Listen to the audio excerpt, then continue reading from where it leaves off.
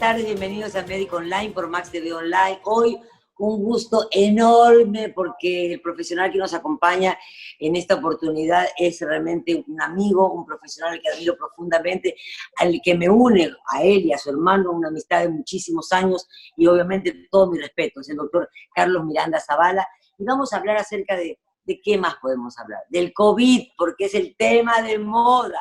Esta vez, en el caso del ginecólogo, vamos a hablar en la etapa de lactancia y obviamente de gestación. Mi querido doctor, qué gusto me da verlo tan bien.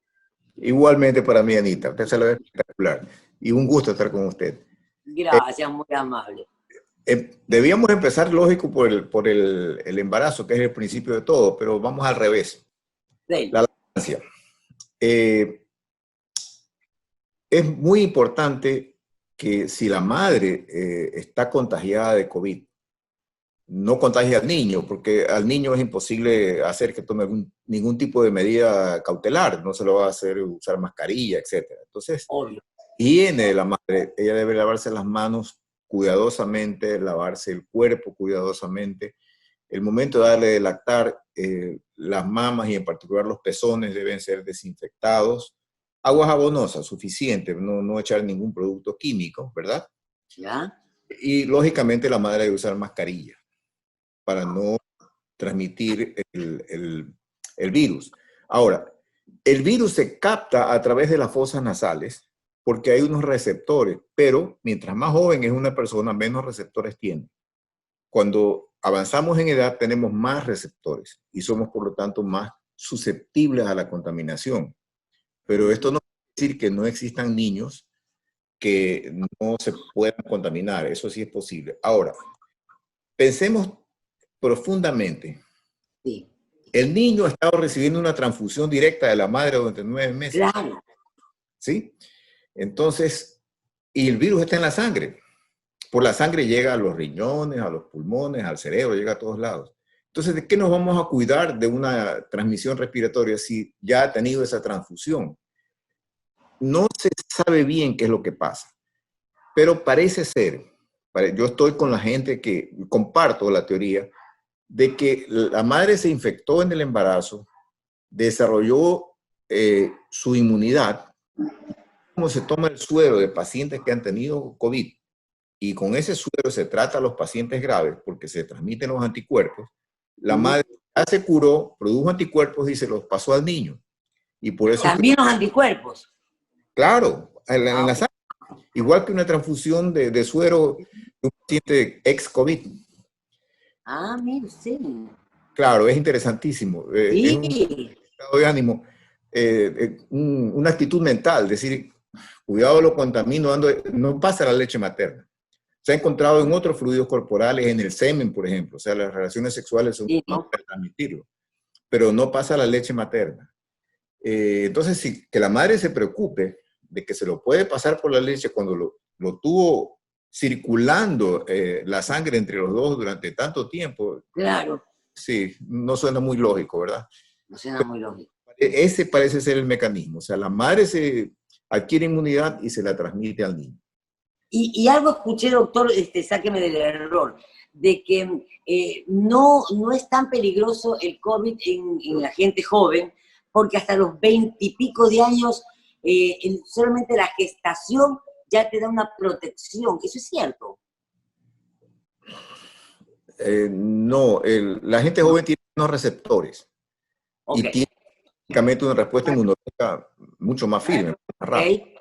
Y tiene un cuerpo menos propenso a sufrir complicaciones, sus pulmones, su corazón, etcétera, también. Ahora, si una persona joven tiene alguna patología, es hipertenso, es diabético, entonces también entra en una fase en que es vulnerable.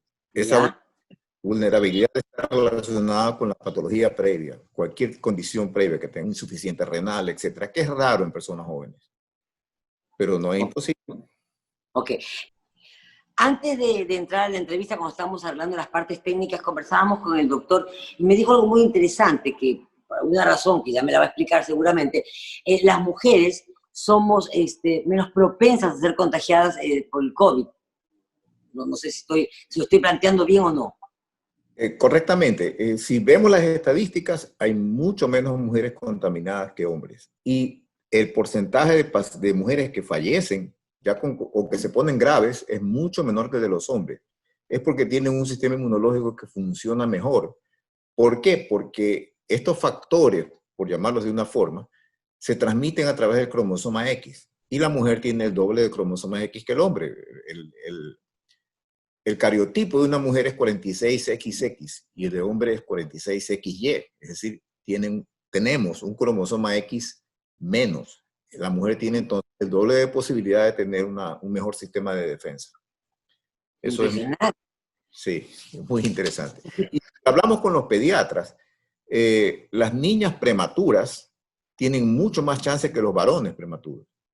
Siempre se dice eso, sí, sí, que la pelean mejor. Así es.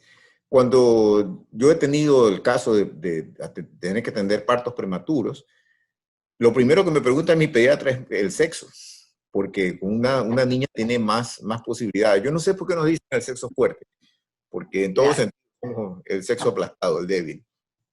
Doctor, en esta época en que hay que tener tantos cuidados con la desinfección, ustedes siempre la tienen porque son médicos, pero ¿qué es más conveniente, un parto natural o un parto programado con cesárea?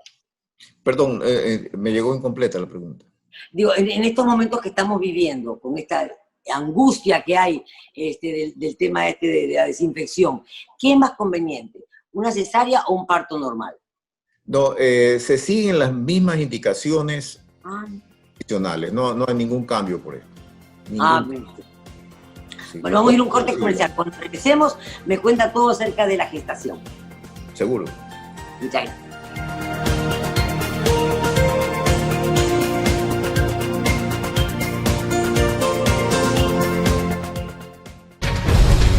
Otra mirada sobre la política, la economía, lo social, en fin, todos aquellos asuntos de interés tanto en Ecuador como en el resto del mundo. Contaremos, eso sí, siempre con personalidades destacadas, distinguidos invitados. Todo ello en Max TV Online, martes a las 21 horas, simultáneo con Canal 14. Descubre nuestra APP. Ahora Max TV directamente en tu móvil. ¡Ey! ¿Qué esperas?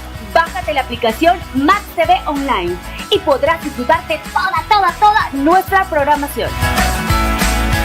Descarga APP Max TV Online.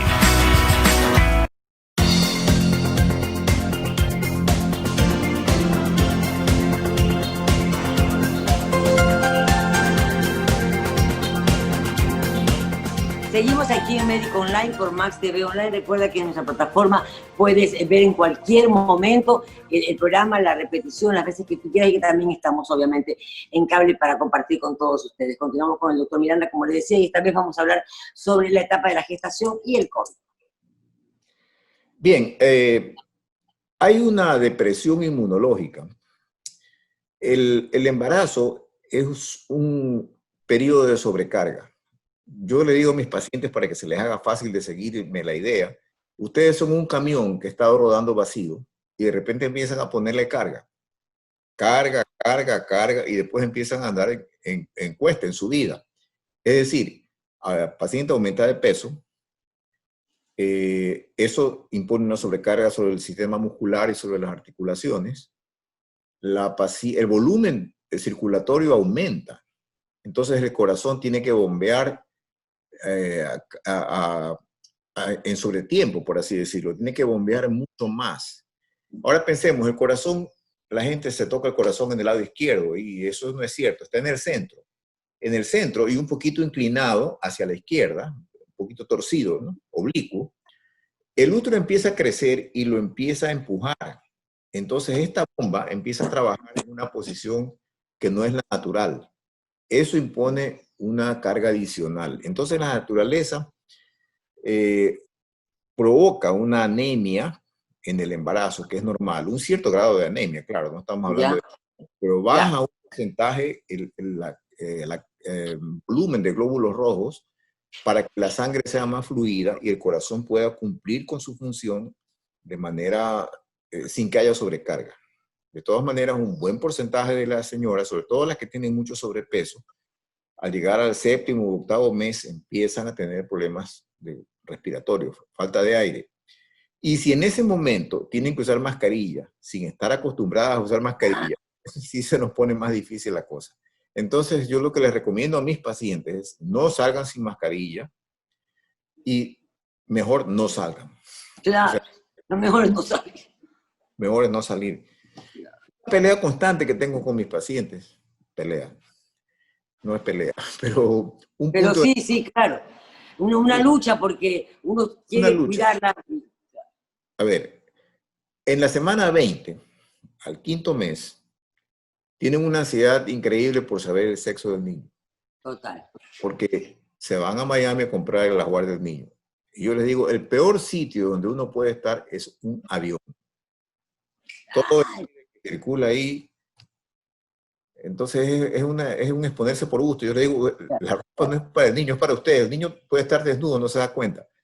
Bueno, Pero, para su tranquilidad están cerrados en este momento de los aeropuertos, así que a los vuelos sí. están cerrados. Pero yo frené, 4 pacientes mías la frené. Una se quería ir a España y otras 3 a Miami. Imagínese. Y las detuve y ahora están muy contentas de haberme hecho caso, ¿no? Porque imagínense. Pero por supuesto, claro, porque como usted dice, también bajan las defensas, podría haber un tema de anemia y eso automáticamente te hace mucho más propenso a agarrar el virus por otro lado. Ahora, si es que una embarazada pesca el virus, es un organismo que está en sobrecarga. Su corazón, sus riñones, de hecho, muchas se le hinchan las piernas y eso a veces es un problema circulatorio, a veces son varices, pero a veces es problema de disproteinemia, o sea, de una distribución insuficiente de proteínas o de un trabajo renal que no es el adecuado. Entonces, Y si se llega a contagiar, el tratamiento para ella es igual al que tendría cualquier persona que se contagie del COVID o no. Sí, actualmente, a ver, ha habido un montón de pacientes de COVID que se han muerto de tratamiento y no de COVID. Me voy a explicar. Cuando recién salió el virus, los médicos sabíamos menos de lo que sabemos ahora, que sabemos poco, porque es algo, ¿no? ¿Ya? Y los médicos sabemos es a través de la experiencia, no a través de los libros, sino a través de la repetición. Entonces, no se sabía qué hacer. Se descubrió que el plaquinol mejoraba las condiciones de ciertos pacientes y se empezó a abusar del plaquinol. El plaquinol puede producir problemas cardíacos. Entonces, todo paciente que recibe plaquinol debía hacerse un chequeo mínimo electrocardiograma y mejor si es electro y ecocardiograma para ver si no hay alguna alteración del electrocardiograma, algún segmento del electrocardiograma que esté alterado. Pero no hubo tiempo para hacerlo porque fue una avalancha tremenda de pacientes y muchos pacientes se murieron porque el plaquinol le produjo sus efectos secundarios por las dosis que se usaban. Entonces después se lo morigeró y se descubrió a través de autopsias en China y en Italia sobre todo, que se producían trombosis. Entonces se empezó a inhibir la coagulación en los pacientes y se abusó. El médico recibió un paciente grave, entraba en pánico y lo anticoagulaba, se le daba medicación para evitar la coagulación y el paciente se moría de eso.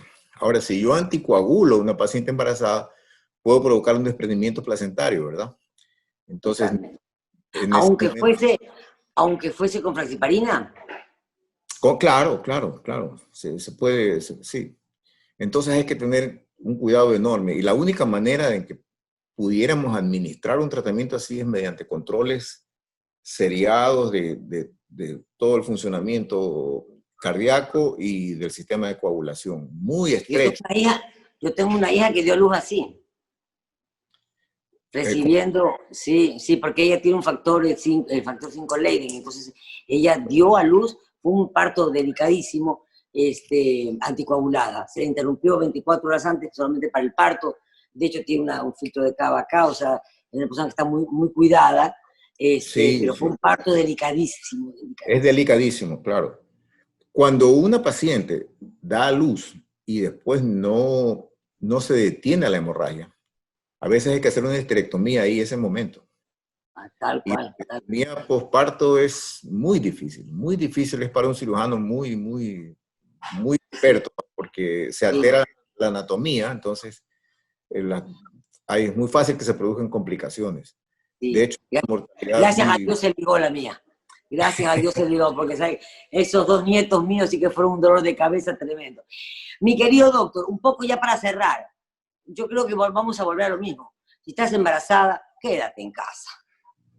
Pero por supuesto, quedarse en casa, no olvidarse de que el virus permanece en las superficies, lavarse las manos a cada momento, evitar el contacto social. Es decir, tenemos una tendencia a pensar que porque una persona no es conocida o le tenemos estimación, entonces no va a tener nada. Y decir, no, pero si solamente es mi amiga fulanita, amiga de toda la vida, es la única, pero la fulanita tuvo contacto con alguien. Por ejemplo, personal doméstico. Que claro, o quien sea. Y usa transporte o público. quien sea. Doctor, Solo por dar un ejemplo. todos hemos perdido a un amigo, a un pariente, gente supremamente cercana, gente que no viajó a Europa, gente que sí viajó a Europa. O sea, todos tenemos a alguien conocido y se nos fue con el COVID. Así es. Yo he perdido algunos amigos muy claro. Yo y también. Estamos muy expuestos, ¿no? Sí. Mi querido doctor. Sí.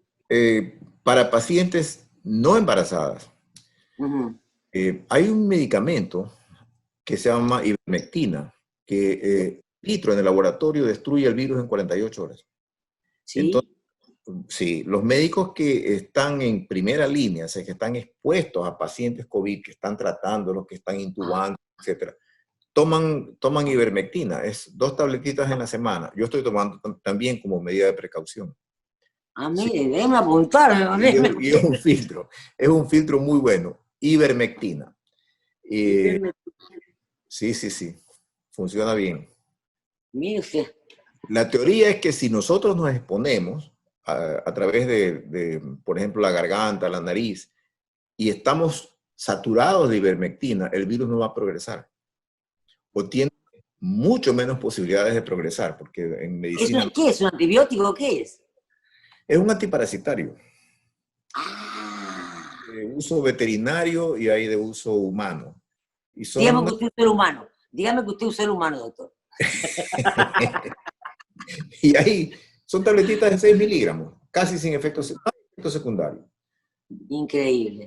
Mi querido doctor, siempre es un placer conversar con usted, siempre el tiempo es ingrato, siempre se queda corto, no solamente porque aprendemos un montón, sino porque además lo estimamos un montón. No sé si nos quiere recordar dónde ubicarlo, si alguien quiere hacer algún tipo de consulta, porque con el ginecólogo no hay manera de no visitarlo. Así es. Yo tengo mi consultorio desde hace mucho tiempo a media cuadra de Policentro, en la avenida Francisco Boloña. Y no sé si deba decirles mi teléfono, es 2287535. Perfecto. 93534. Mi secretaria se llama Diana. Ella es la que arregla las citas. Por de momento estoy trabajando solamente en las mañanas. Por el transporte del personal, ¿no? Por consideración. Porque yo puedo moverme en mi carro sin salvoconducto a cualquier hora, pero ellos no. Entonces, doy consulta en las mañanas hasta ver qué pasa. Totalmente. Bueno, doctor, esperemos que esto pase pronto y podamos vernos y darnos un abrazo en persona. Muchísimas gracias. Gracias a usted, Anita. Gracias. Lo dijimos antes de la entrevista, sabíamos que iba a ser un placer, sabía que íbamos a aprender un montón, así que espero que hayan aprovechado al máximo a el doctor Miranda en Médico Online por Max TV. Gracias, buenas tardes.